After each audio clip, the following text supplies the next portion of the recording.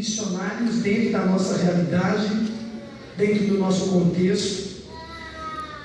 E o Senhor nos coloca hoje diante de uma oportunidade maravilhosa, que é a de defender um tema que para a nossa realidade é intrigante.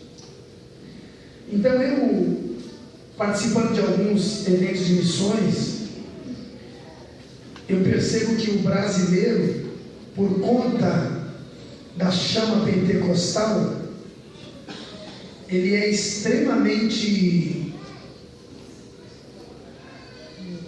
avivalista.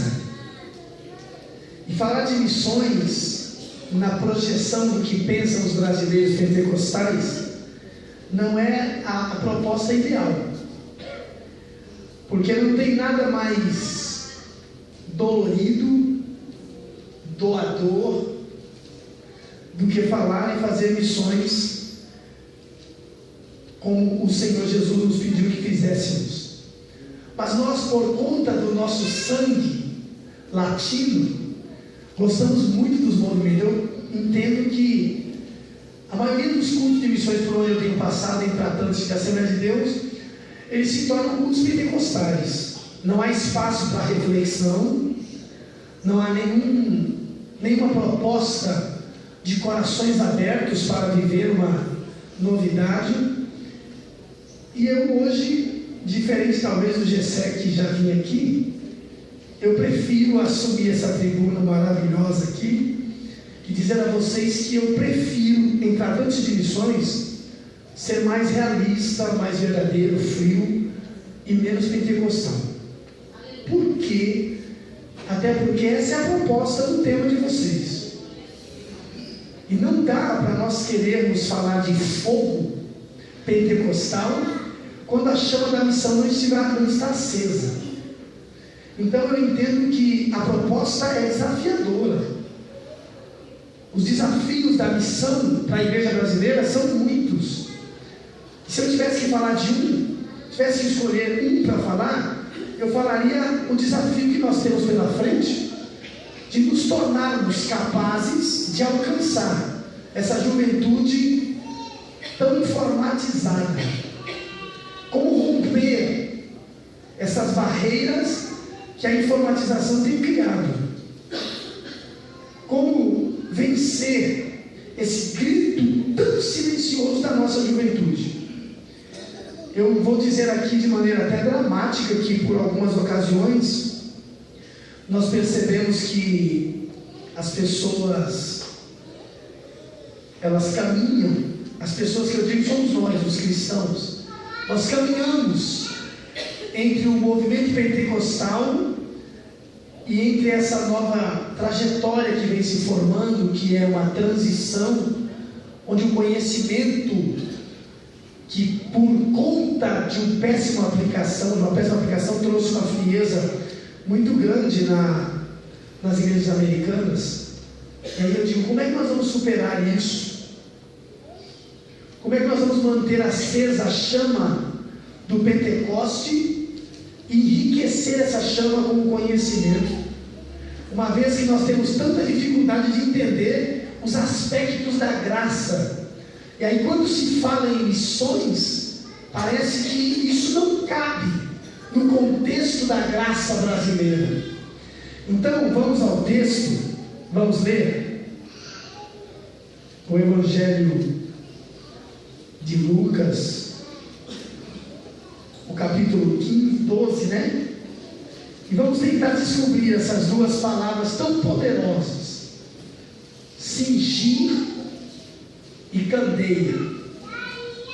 São certamente as duas palavras mais fortes desse tema, e nós temos que tratar isso com muito respeito. Jesus está contando parábolas e está tentando instruir os seus discípulos, está tentando formar neles uma compreensão no que diz respeito ao reino do céu. O que o Senhor Jesus está preocupado aqui, irmãos, é em como os discípulos estarão quando o reino do céu de fato chegar.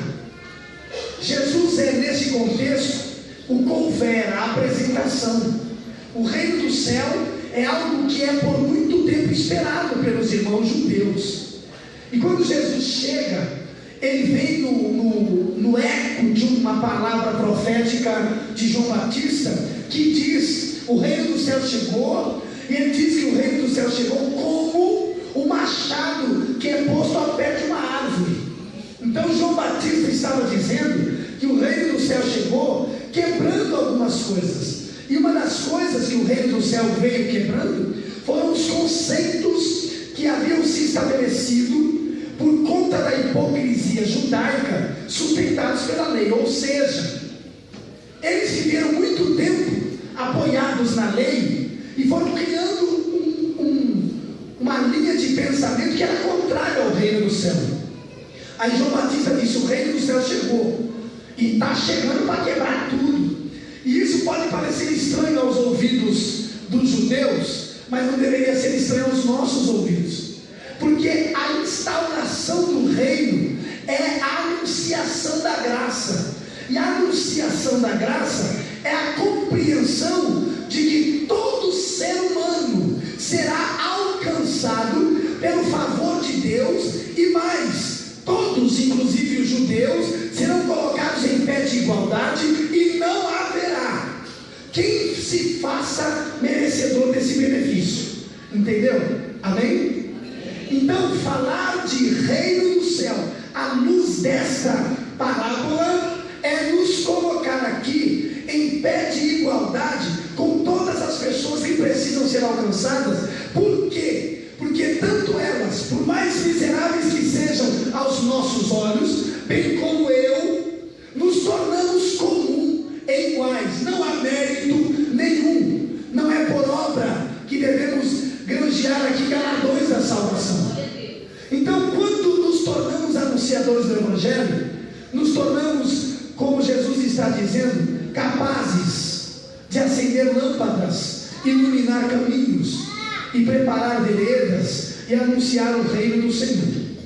Então Jesus diz: cingidos estejam os vossos corpos e acesas as vossas candeias. Capítulo 12, verso 35.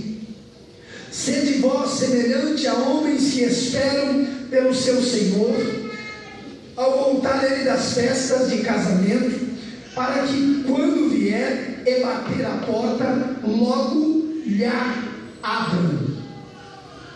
O que temos é a fala de Jesus dizendo aos discípulos algo que para mim e para você não é comum. Eu conversava com a minha esposa, parado no trânsito da avenida, e nós comentávamos sobre, já vinha pregando, nunca vai dar para pregar, vamos pregar aqui mesmo. E aí ela disse para mim assim, eu disse: o que você entende por cingido? Ela disse que cingido estava relacionado a caráter e a honra e tal. E a verdade é que cingido, dentro do que ela falou, é a aplicação. Mas cingir nos dias de Jesus seria muito parecido com colocar um cinturão na calça. Um homem com uma calça folgada, ele vai correr preocupado se a calça cai, e ele atrapalha-se nessa correria. Nos dias de Jesus, a vestimenta eram vestes longas, e quando se vestia uma veste longa, então atrapalhava-se, porque ela batia na direção do tornozelo e limitava os pés.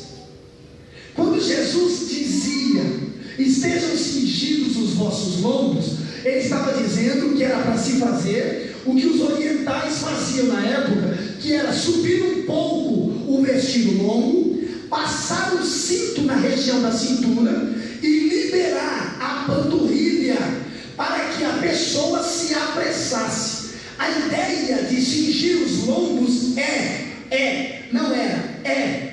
ter mobilidade, movimentar-se sem embaraço.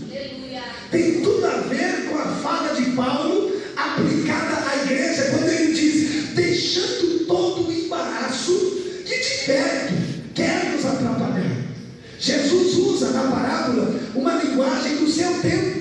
Talvez eu não entenderia, mas os discípulos sabiam que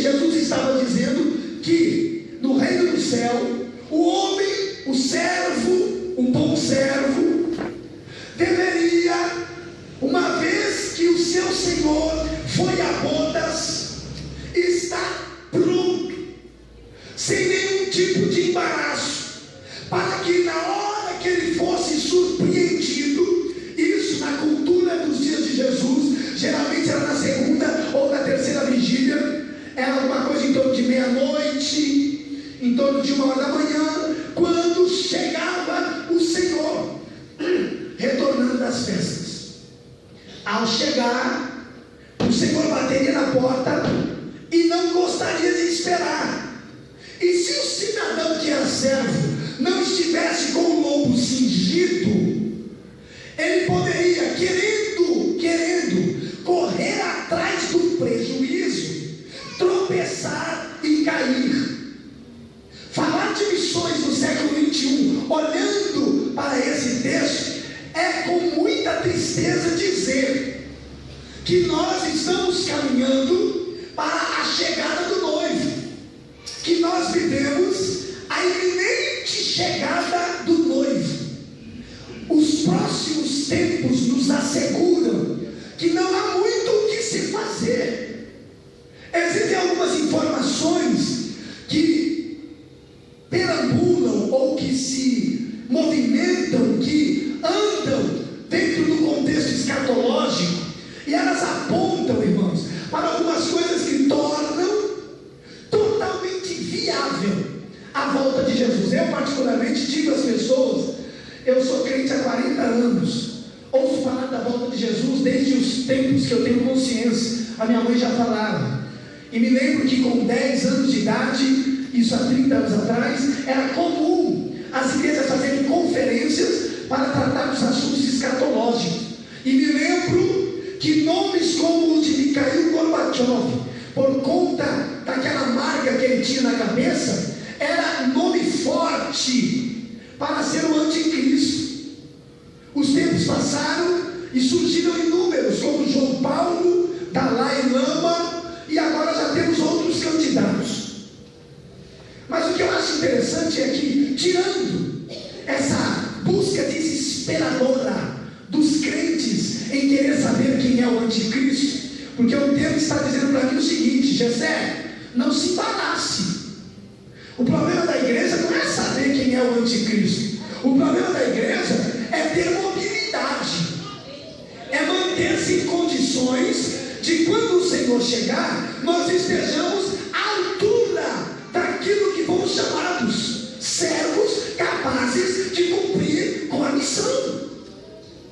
E no contexto aqui, e isso é muito violento, porque no contexto isso é tão atual, porque, como eu estou dizendo aqui, vou seguir o raciocínio, como eu estou dizendo, nós percebemos que a volta de Jesus está perto, e o problema não está no Gorbachev, não está no A, não está no B, o problema está na evidência da capacidade tecnológica para que verdades bíblicas, outrora citadas, anunciadas por parábolas, se cumpram. Hoje existem recursos no mundo para controlar a vida dos bilhões de seres humanos que aí estão. Eles caminham com muita velocidade para abdicar, abrir mão de algumas coisas que ainda nos prendem, como o dinheiro, e outros mais, como as nossas informações e bens. Estamos caminhando para um momento em que a sociedade será prisioneira de tudo aquilo que hoje ela mais quer: segurança. Estamos sendo vigiados, policiados, analisados, estamos sendo chipados. E aí hoje nós já sabemos que algumas informações que antigamente seriam difíceis de se entender como isso acontecerá, hoje é real. Existem lugares da Europa que o homem não usa nem carteira, ele não anda com dinheiro, ele tem um chip no seu corpo pequeno que dá a leitura de quem ele é, do dinheiro que ele possui, e quando ele entra em determinados lugares, as pessoas já sabem o que ele pode comprar. Você anda em alguns lugares e lá faz compra em alguns mercados sem nenhum real. Você passa com os produtos e tudo é creditado, é tirado da sua conta, de modo que você se manifestou. E isso é exatamente um protótipo de uma grandiosa ação do governo mundial para poder limitar e controlar os seres humanos. Isso nada mais é do que sinais de que a vinda de Jesus se aproxima. Mas desde que eu me propus a estudar a Bíblia, eu aprendi que o meu problema, o problema da igreja, não está lá fora. Os sinais que eu vejo da volta de Jesus não estão nos chips, não estão no sistema, não estão nas câmeras, não está na tecnologia, não está no desespero da ciência em querer se firmar como Deus. A Bíblia diz que os sinais da volta de Jesus estão aqui, dentro da igreja. É o esfriar de um amor verdadeiro, é a fragilidade das convicções teológicas. São poucas as pessoas que hoje têm condições de defender racional, teológica e simples a sua fé. Eu digo a vocês, queridos, que quando eu recebo um tema para pregar, a minha esposa está ali do meu lado, ela sabe. Ou eu prego desde os oficialmente 15 anos. E antigamente, quando você recebia um tema para pregar, era simples. Você lê a Bíblia, dobra o joelho, ora e vai e prega. Hoje não. Hoje você precisa contextualizar. Hoje você precisa enriquecer o sermão com informações. Por quê? Porque os seres humanos já não se contentam mais de se alimentar da pura e genuína palavra de Deus. Se ele estiver falando bobagem, eu vou falar só isso aqui para você. Como são os cultos de doutrina dessa igreja? Qual é a familiaridade que você tem com a palavra doutrinária? Sem nenhum enriquecimento, como eu, obrigatoriamente, por estar aqui no congresso, tenho que me propor a fazê-lo. Existem lugares onde você vai pregar uma verdade exegética, sabe o que é isso? Expor um texto à luz da Bíblia, sem se preocupar em trazer detalhes, para que a sua mente se ocupe da informação e você tenha foco. Aí as pessoas têm dificuldade de assimilar, porque hoje o maior pregador dos crentes é o Google. O maior missionário dos evangélicos é o YouTube. E aí eles comem o que bem querem. E o que é isso para mim, senão o cumprimento da palavra de Deus, que diz que no final dos tempos as pessoas iriam às igrejas e escolheriam como que a dedo um pregador, um pastor e o tipo de sermão que gostariam de ouvir. Eu estou dizendo tudo isso para te falar que na parábola e no tema deste congresso está escrito que eu preciso manter os meus lombos cingidos, para que na volta do noivo eu não seja surpreendido. Então eu quero dizer que a igreja precisa atentar para o perigo que nós estamos correndo, porque nós, por não estarmos de lombos cingidos, estamos tropeçando. Estamos tropeçando nas dificuldades de lidar com a homossexualidade dentro do contexto real da nossa sociedade. Estamos tropeçando por não saber como lidar com esse grito de prosperidade que ecoa no coração dos crentes mais do que a vontade de ir morar no céu. Nós estamos perdidos no que diz respeito a como justificar uma fé salvífica em Jesus. E aí então estamos alimentando os nossos sermões com a ideia de que dinheiro, prosperidade, saúde, beleza, cargos, funções e fama é a proposta. Mentira! A proposta do Evangelho é a salvação para todo aquele que crê em Jesus. Se é uma conferência missionária, então se é um objetivo para ser alcançado, cinja os seus lombos e não tropece nessa última hora, porque a igreja não tem mais tempo para tropeçar. Nós não podemos mais perder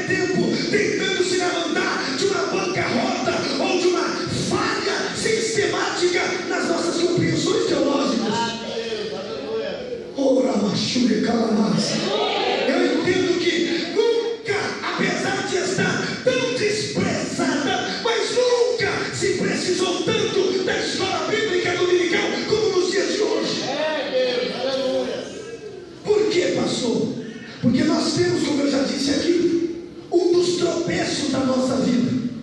Eu fui a uma igreja, e aí, ministrando a palavra, quando eu terminei de ministrar, o pastor disse assim para mim: Deus te usou muito, pastor. Eu falei: a ele a honra, a ele a glória. Ele falou: não, deixa eu te falar. Falou: principalmente nessa parte que o Senhor disse, que tem muita gente que não quer estar junto à fonte. A fonte é Cristo e a palavra de Deus. Tem muita gente que não quer. Tem muita gente hoje que, antes de vir para uma igreja, entra na internet, escolhe um sermão, estuda o sermão e vai pregá-lo. Não há propriedade, não há coração, não há inteireza de propósito, não há entrega de mente e de vida para aquilo que será dito. Por quê? Porque aquilo não nasceu no coração dele. E aí ele disse assim: quando o Senhor disse aquilo, eu me alegrei, porque na semana passada um presbítero da minha igreja estava aqui sentado na tribuna. Ele disse, ele ministrou uma palavra boa, e eu até fiquei feliz. Quando eu terminei o culto, o secretário me chamou da secretaria e disse para mim: o senhor gostou do sermão? E eu disse: gostei.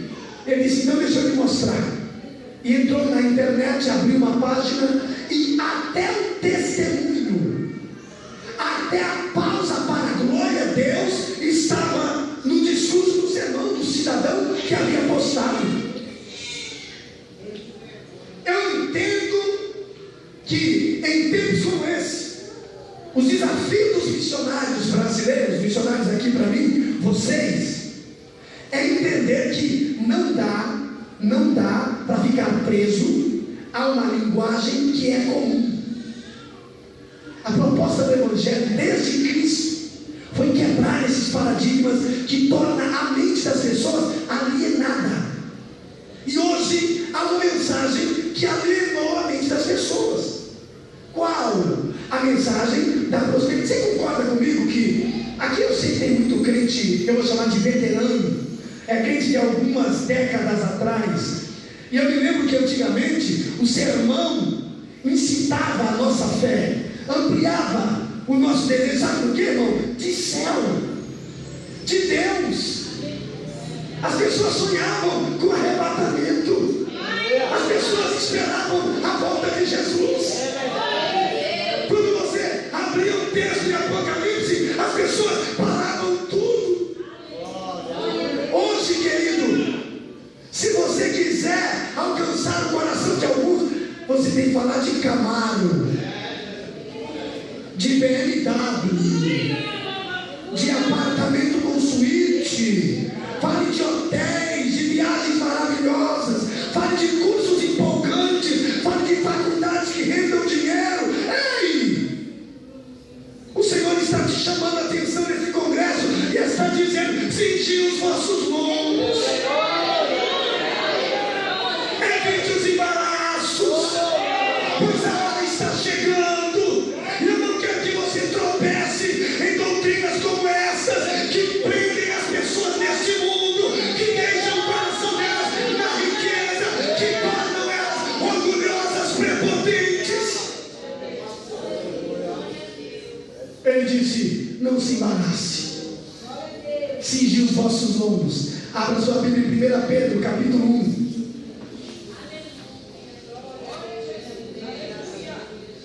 O apóstolo Pedro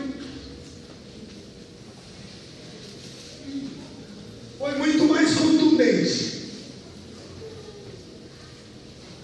No versículo 13 ele diz: cingindo o vosso entendimento, sede sóbrios e esperai inteiramente na graça que vos está sendo trazida na revelação de Jesus Cristo. O apóstolo Pedro está formando ou anunciando a uma igreja e as pessoas que vêm se convertendo, e ele pede a essas pessoas que tenham agora, como eu disse, na parábola, Jesus retrata o homem que corre o risco de se embaraçar e tropicar e não conseguir atender ao seu Senhor a tempo.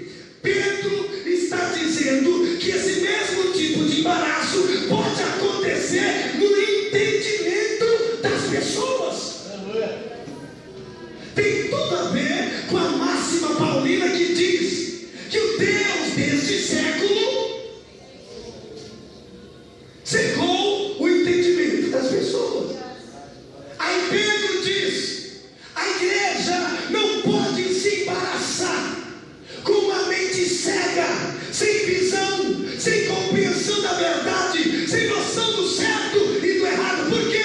Porque o Espírito do Senhor está sobre e em nós para nos trazer informações, irmãos. Eu, por conta de um protesto pessoal, eu disse, o ano passado, foi esse ano, eu fiquei preso na Dutra umas 3 vezes por causa daqueles movimentos políticos que a galera fez.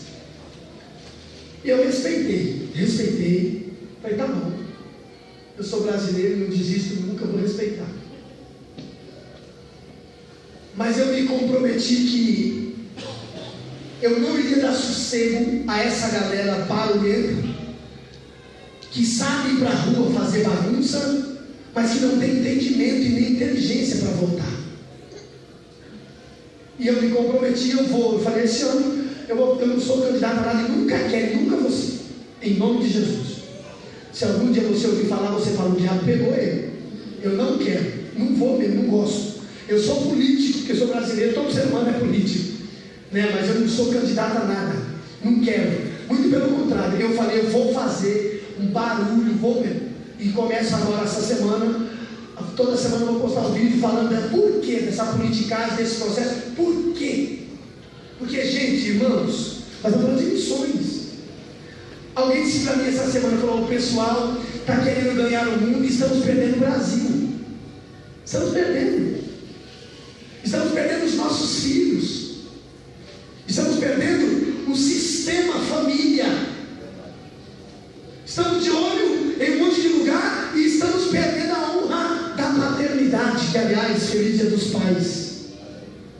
Agora entenda, o apóstolo Pedro está dizendo, o teu entendimento precisa estar livre, sem cadeias, não pode ser engessado. E o que eu vou dizer aqui é estranho, eu preferia dizer isso numa tarde mais fechada, mas o Senhor aprove aqui e aqui. Existe inclusive um sistema maligno que tenta introduzir dentro do sistema que é o nosso as prisões. Então hoje é comum, e aí a Bíblia vai dizer que nós não deveríamos perder tempo com debates que a nada nos levam.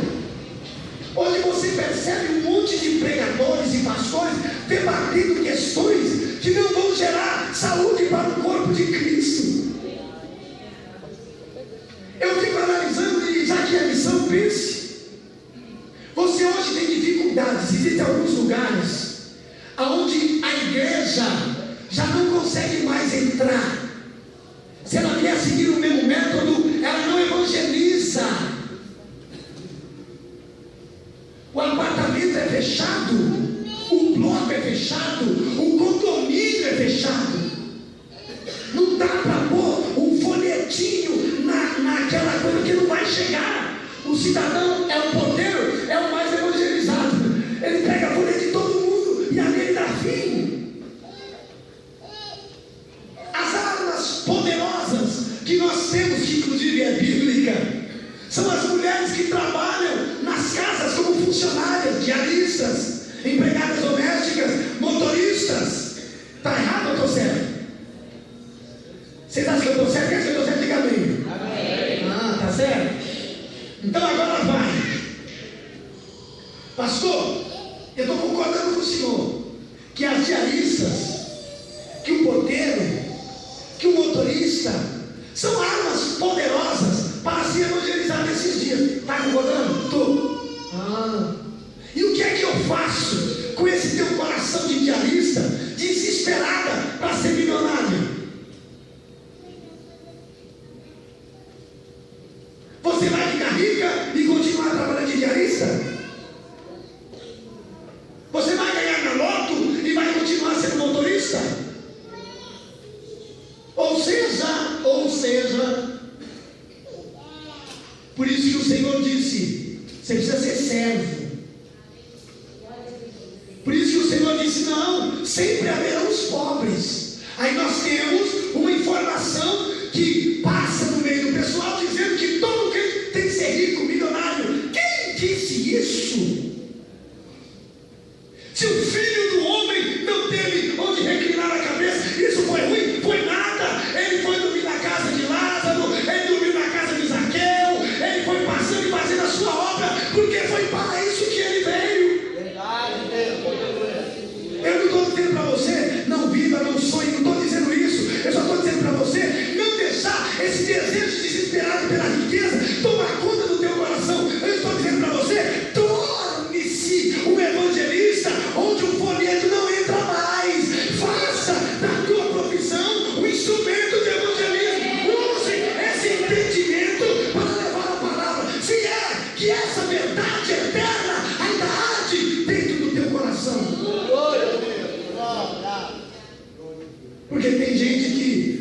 volta de Jesus perdeu a importância. O que ele quer é ganhar na Mega Sena. Né? Tem gente que é Mega Sena, não é a cena, Mega Sena. É o programa que dá um dinheirinho pro povo. Tem crente que fica sonhando em ganhar na Mega. Ai, se eu soubesse, se eu tivesse lá, se eu sei. Meu Deus, tem gente que viaja.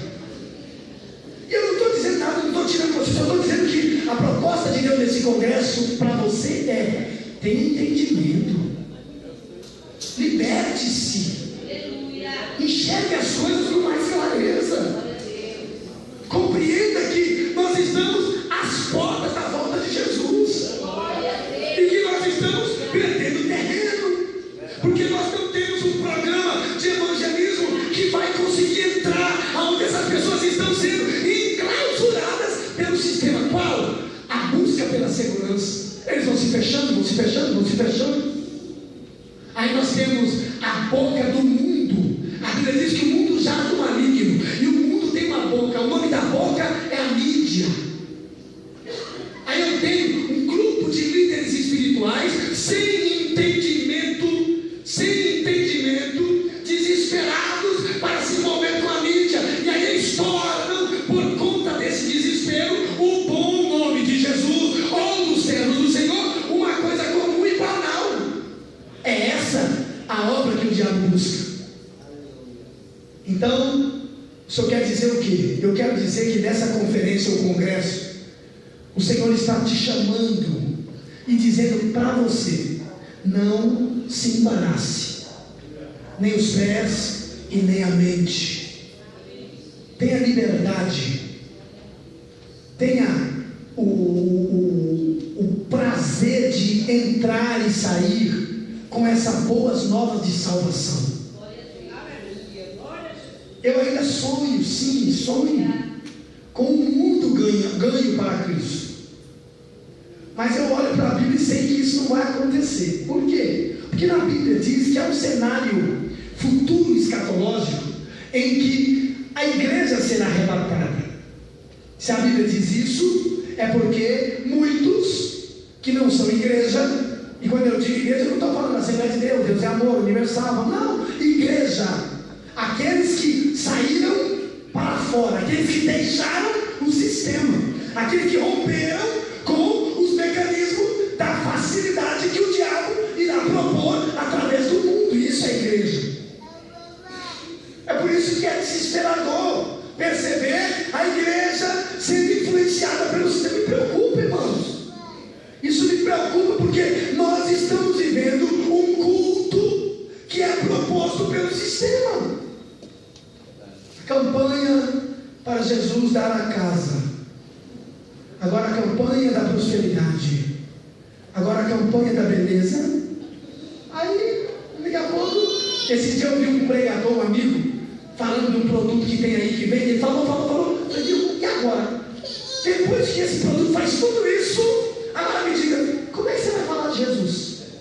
Porque o seu produto cura tudo. O seu produto faz tudo, cara. Que Jesus ficou nada para Jesus? Não, pastor, você está forçando. É bem assim. Não, então me explica. Ainda há argumento, você ainda tem um espaço no seu discurso para pôr Jesus? Cingidos os vossos lombos. E Pedro diz: cingidos os vossos entendimentos. Mateus capítulo 5, vamos falar de candeia para mim concluir. Eu quero fazer uma pergunta aqui. Esse congresso foi ontem, hoje é isso? Os irmãos que estão participando desde ontem estão absorvendo a proposta que o Senhor está trazendo a você? Então eu gostaria de te pedir, ainda falando de desembaraçados, né? Não se embarace. Não tem como evitar, não dá para evitar a tecnologia. Eu estava dando aula para obreiros na nossa igreja, e aí eu disse, porque eu ainda sou do tempo que dicionário é para ser consultado. E aí eu disse assim: olha, eu tenho duas palavras, eu quero que vocês busquem. Eu pensando que eu estava falando do século passado. Falei, vou terminar de trabalhar. Falei, busquem e trabalhem a palavra neófito e jactância. Resonaram, né? Eu continuei a aula. 8 minutos depois, um dos alunos fez assim: aqui, pastor, aqui. Aí aonde? Aqui, achei. Achou o que, irmão? Neófito. Mas você achou no Google? Tá aqui no Google. E aí eu disse: você está vendo como nós estamos sendo roubados? Porque a proposta da leitura é nos levar à meditação. Mas nós já dificilmente lemos em busca de meditação. Porque não queremos meditar, queremos informação. E a informação é para competir e não para nos tratar. A meditação trata de nós. A informação nos leva à competição. Eu sei mais. É tanto que quando um achou neófito, o outro correu atrás e disse: jactância, eu achei, tá aqui, ó. Tá aqui. Eu falei: o que eu faço com esses obreiros do século XXI? Aí não há essa coisa que é tão importante, a meditação. Então eu triste, eu me sinto muito triste, por exemplo, quando eu vejo que a maioria, principalmente dos jovens, os nossos jovens, eles estão nas redes sociais, Twitter, Facebook e o Zap. E eles têm dificuldades de manifestar com clareza a sua fé. Ei, eu tenho bastante gente no meu Face, e é difícil de ver um jovem com uma foto de perfil com a Bíblia na mão.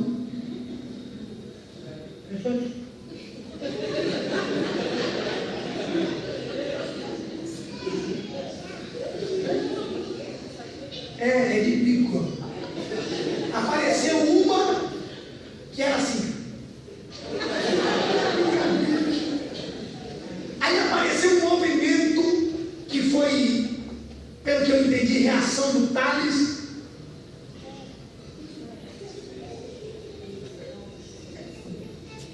Esse foi o menos agressivo, né? Porque aí tem um promíscuo.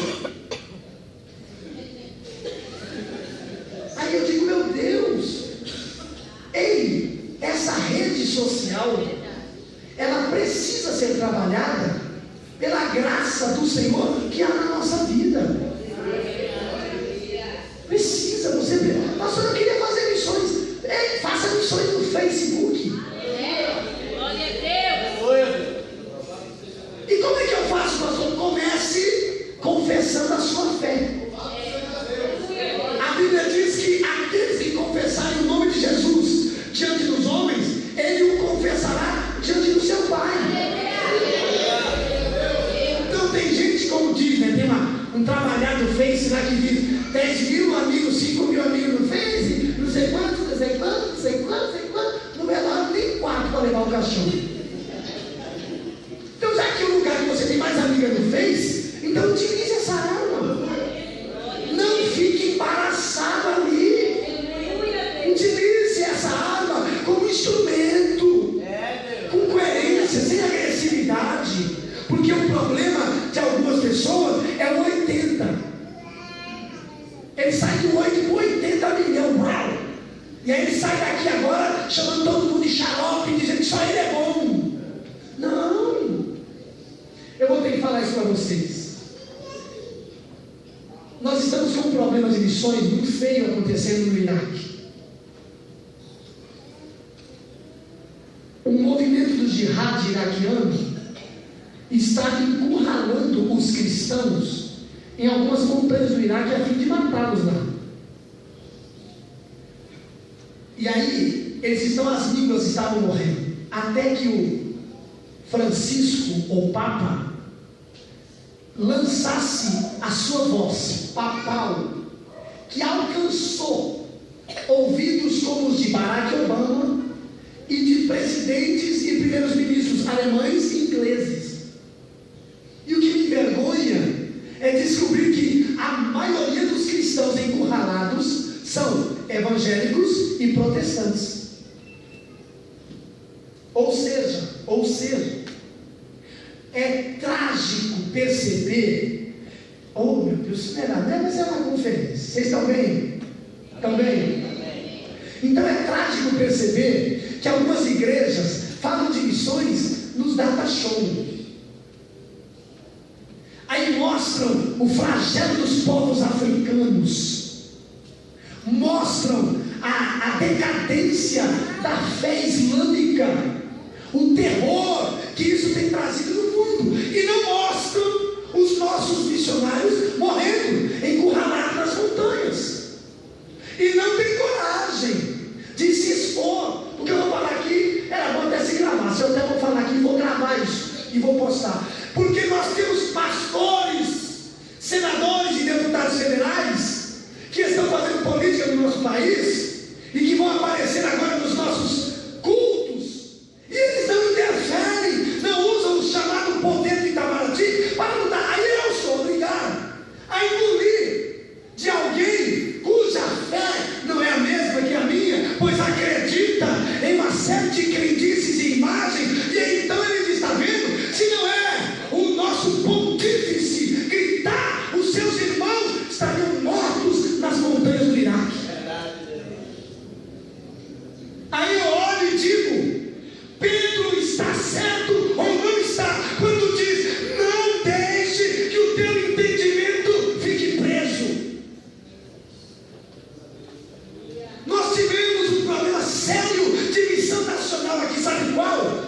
Essa loucura, eu vou ter que explicar direitinho para você entender, essa loucura desse movimento que foi desenvolvido e muito mal trabalhado pelos supostos evangélicos, eu vou assim chamar, quando fizeram esse grito contra os homossexuais. E aí eu fui em uma ocasião, no meio daquele movimento, ministrar para pastores de uma região. Eu disse, cuidado com isso. A igreja de Cristo Jesus não defende bandeiras ideológicas.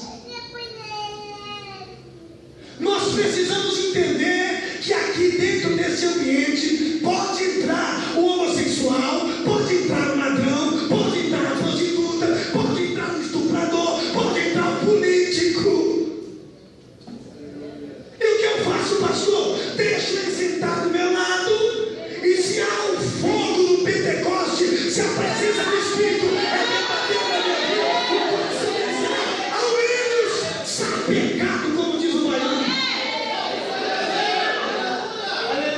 Eu disse, olha, esse movimento está dizendo ou colocando uma placa vermelha na porta das nossas igrejas. E sabe o que a Bíblia diz? A Bíblia diz no livro do profeta Isaías, no capítulo 6, fala de Deus ao profeta Isaías. Ele diz assim, Senhor, disse Isaías, mas até quando eu vou falar? Ele disse, você vai falando, e aí eu vou desolar as casas, eu vou destruir tudo, eu vou arrebentar, eu vou matar. Mas você vai fazer tudo isso? Até quando? Ele diz assim, eu vou queimá-los como se queima o carvalho. Ele fica tranquilo, porque o toco do carvalho, para mim, é semente. Sabe o que Deus estava falando? Eu não tenho nenhum problema, Deus não tem nenhum problema de recuperar a prostituta, por mais baixo que seja o nível que ela desceu. Deus não vê nenhum problema em resgatar o homossexual, por mais transexual que ele seja. Deus não tem nenhum problema de trabalhar a mente sórdida do pior dos estupradores. O problema está em nós, irmãos. É nós que estamos nos embaraçando e fechando-nos dentro de um mundo que não é o que o Senhor Jesus veio abrir. Por isso ele disse no livro de Mateus, olha lá, capítulo 5. Ele disse assim, verso 13 a seguir: vós sois o sal da terra, e se o sal vier a ser insípido, como a palavra na minha Bíblia deve estar errada. Então, se na sua tiver outra e que contradiz a minha, você por favor pode dizer, pastor, a sua Bíblia não presta. Na minha está escrito assim: e como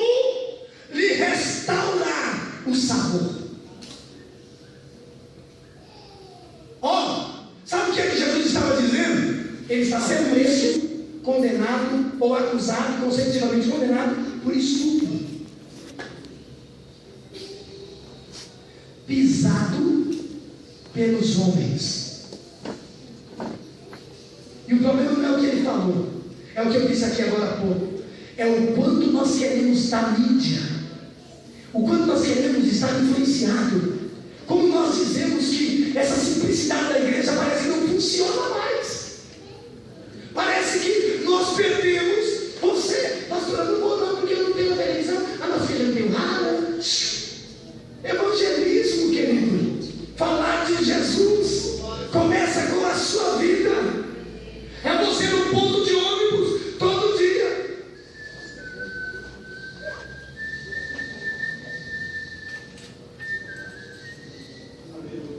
Alguém vai dizer assim para mim: rapaz, você sabe por que eu vim gostar de Jesus? Diz por quê? Ele diz: porque eu estava num lugar e eu ouvia uma pessoa dentro de um shopping limpando o banheiro do shopping, e ela soprava um hino e aqui assobiava. Ó,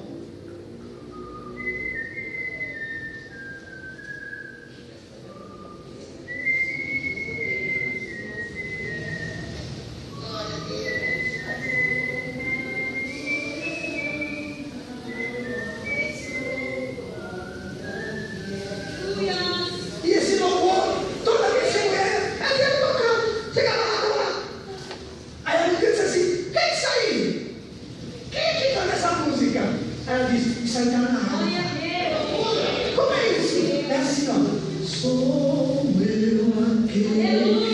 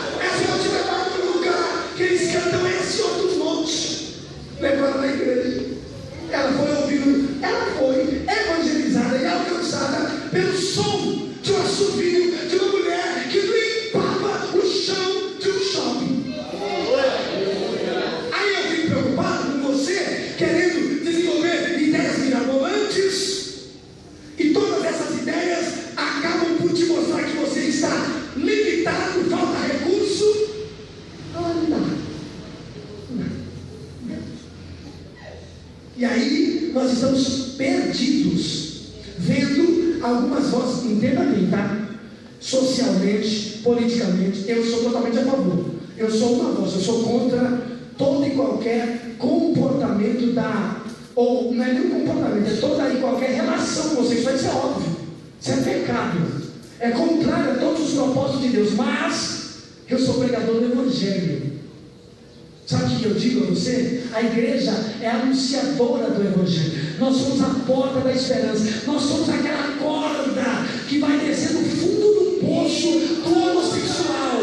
Quando a droga não resolver, quando o sistema não resolver, quando a mãe abandonar, quando o marido ou a mulher for embora, quando não tiver ninguém para lhe apoiar, as mãos da igreja estarão descendo desse poço e dizendo: Jesus é a esperança, é a salvação, é isso que como igreja nós somos. Eu não preciso romper essa função da igreja para defender um princípio que para mim é moral. É moral. Agora, as verdades bíblicas são essas: é prostituta, é homossexual, é lésbica, precisa de Jesus. E aí eu concluí, ele diz assim no versículo 14 e 15: vós sois a luz do mundo, e não se pode esconder uma cidade edificada sobre um monte, e nem se acende uma candeia para colocá-la debaixo do alqueire, mas antes coloque-a no velador, e ela alumia a todos que se encontram na casa. O que é que nós temos aqui na fala de Jesus? Quem é a candeia? Quem é a candeia? Então chama para você. Não me envolve no seu mel. Tá? Chama para você. Quem é a candeia? Quem é a candeia? E quem se acendeu? Quem?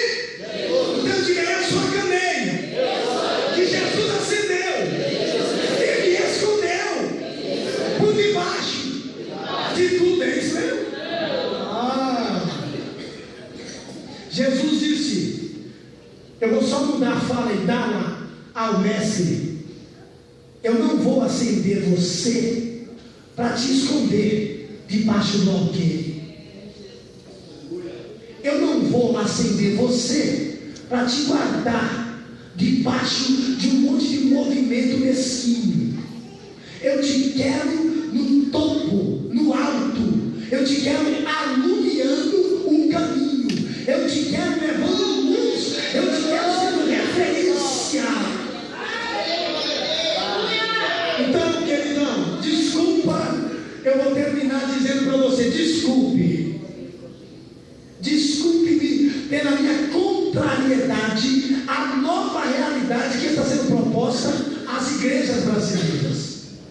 Eu ainda fico com a fala de Jesus.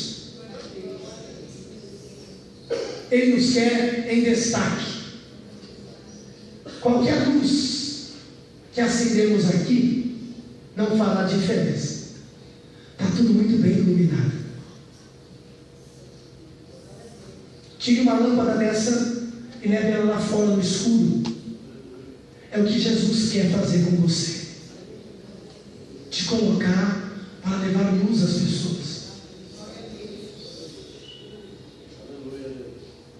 Existem algumas verdades. Isso não é. Isso aqui é um culto de missões. Então o que eu estou dizendo é para culto de missões. Não vá vir aqui e depois falar: não vou mais orar porque eu estou falando que eu tenho que. Não. Eu estou dizendo que na proposta missionária você precisa brilhar mais lá do que aqui. É por isso que eu disse no começo que eu me envergonho. Eu vou em alguns lugares onde eu não consigo discursar, falar, mostrar essas verdades que eu mostrei para vocês. Por quê? Porque as pessoas estão no culto de missões e querem profetizar um para o outro. E quer falar em línguas estranhas e competir como a igreja de Corinto competia. 3, 4, 28, terra, quanto? Eu digo: irmão, acabou o culto, e aí? O que fizemos? Quem foi iluminado pela nossa proposta de culto?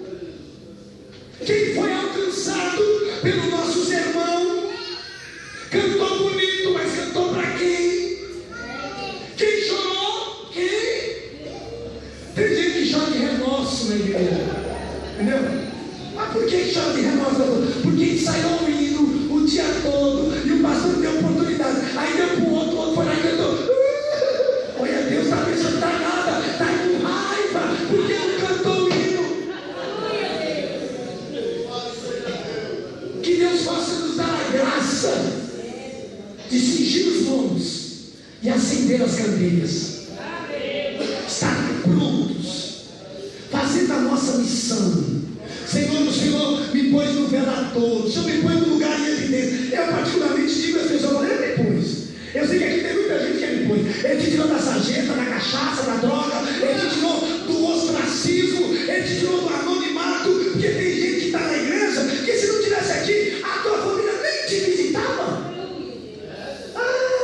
Ninguém ia com a tua cara, e nem com o teu cabelo, e nem com o teu pé. Alguns iam com o teu dinheiro, mas com você não ia.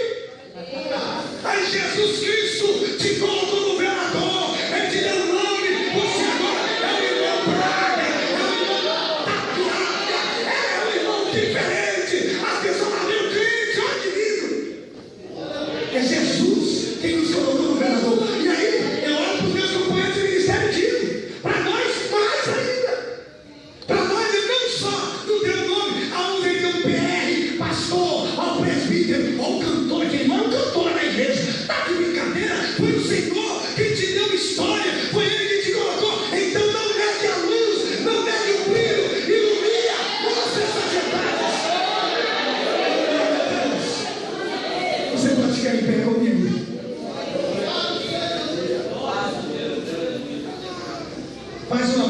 irmão Eduardo. Fala para ele, vamos brilhar.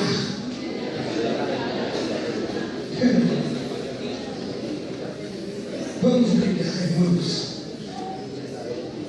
É muito interessante compreender que hoje a igreja, ela vive um momento tão estranho que ela pode brilhar dentro da própria igreja. Sabe o que é isso?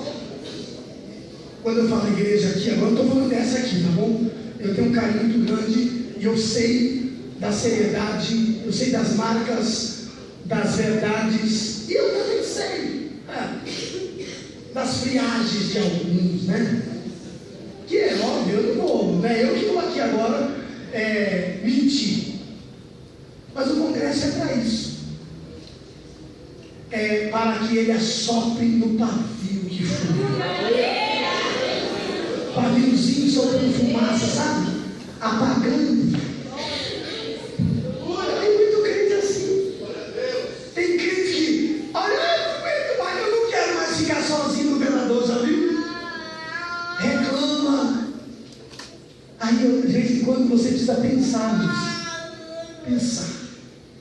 Se o Senhor te pôr, você concorda que a responsabilidade de uma única lâmpada num corredor imenso é maior do que 30 lâmpadas? Então cumpre o seu papel. Deixa essa luz acesa, brilhando. Cumpre com a sua parte.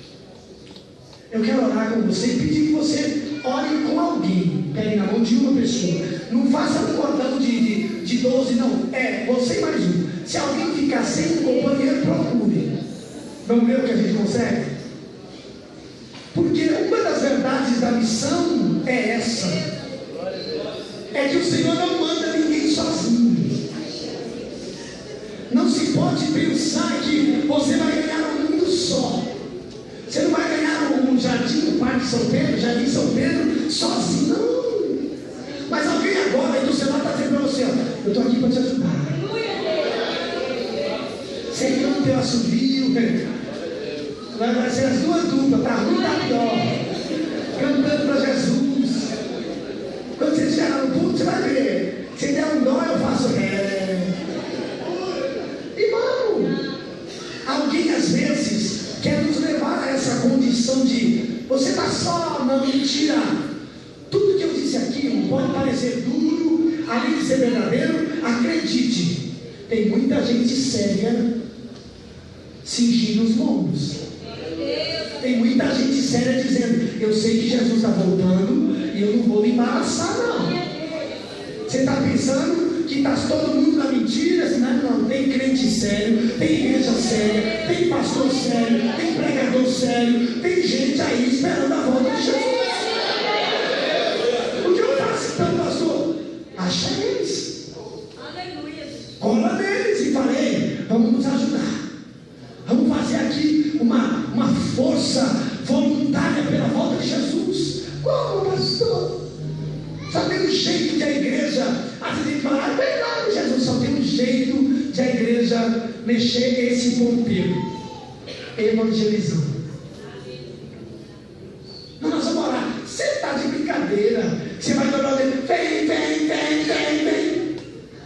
Ei, evangelismo é a única engrenagem que move o relógio do céu. A igreja parada, a igreja calada, ela não consegue. Tá certo? Eu vou orar para que o Senhor traga em nós essa chama. Se tiver alguém aqui com o paviozinho apagando, diga: Jesus, aqui entre nós, Senhor, ninguém precisa saber. Assopra. Você que perdeu a vontade de evangelizar, não bate mais na vizinha. Tem gente aqui que fazia um chá gostoso para evangelizar. Parou, volta no seu chá, irmão. Faz chazinho, chama a vizinha. Não precisa de muito discurso. Eu me lembro que eu queria tanto que o pastor me desse oportunidade. Você está me ligando esse pastor, não é, meu irmão? Quando eu era novinho, eu queria pregar, já era foi. Aí sabe onde é que eu ia? A Praça da Sé. Já foi que chama? Era. E tem como? Eu tinha 8 anos, 10 anos, eu pregava na Praça da Sé. Não tinha, né? Não vai dar problema para o moleque pregar. Eu ia para a praça. Na praça, eu pregava, eu pulava e ainda fazia tempo. Com um amigo do lado ali me ajudando. O terreno não poderia, eu pregando. Fiz muito. Aí tem gente hoje que só quer usar uma fonte. Senhor Jesus, estamos aqui, ó Deus, pedindo ao céu a tua bênção, pedindo ao céu que nos dê direção. A tua igreja caminha em direção ao crescimento. O Senhor acendeu a candeia dessa igreja, Assembleia de Deus, aqui no Jardim São Pedro. O Senhor colocou ela no velador. E eu quero te pedir que o Senhor dê a ela agora a intensidade do brilho, a graça e a autoridade para anunciar o Evangelho. Em nome de Jesus. Eu sei que não estou só. Eu sei que essa igreja não está só. Eu sei que esse irmão não está só. Usa-os na autoridade do teu nome, para a glória de Deus. É o que nós oramos e pedimos, em nome de Jesus. Amém.